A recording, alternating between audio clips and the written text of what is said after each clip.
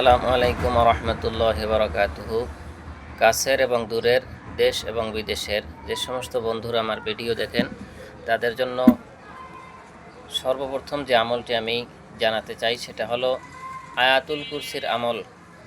আপনারা যারা তদবির জগতে কাজ করেন মুদাব্বির ভাইয়েরা তারা অবশ্যই জানেন, এবং যারা নতুন কাজ করতে চান তারা শিখে নেবেন যে আয়াতুল কুরসির আমল আপনাকে সর্বপ্রথম করতে হবে। আর আয়াতুল কুরসির আমল হলো প্রতি 5 ওয়াক্ত নামাজের ফরজ নামাজের সালাম ফিরানোর পরে 5 বার, 5 ওয়াক্ত নামাজে 5 বার আয়াতুল কুরসি পাঠ করতে হবে। আয়াতুল কুরসি পাঠ করে 2 হাতের তালুতে ফু দিয়ে মাথা থেকে পা পর্যন্ত একবার মাসেহ করে নেবেন। আর 2 বার হলো একবার ঘুম থেকে জাগ্রত হওয়ার পর, আর একবার ঘুম যাইবার সময়।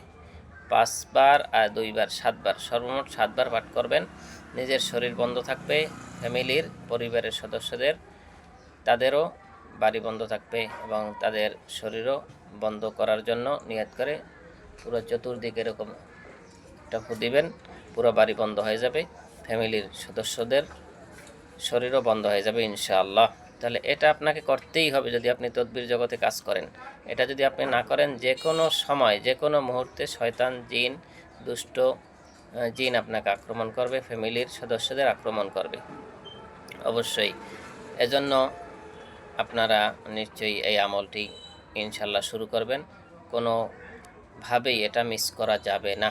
এটা শুরু করলেই আপনি তদবির জগতে ঢুকতে পারবেন ইনশাআল্লাহ। আপনাদের কার কার আমলটি ভালো লেগেছে, কে কে করেন ইনশাআল্লাহ কমেন্টে জানিয়ে যাবেন, কিন্তু কে কে করতে চান তারাও জানাবেন ইনশাআল্লাহ। ধন্যবাদ।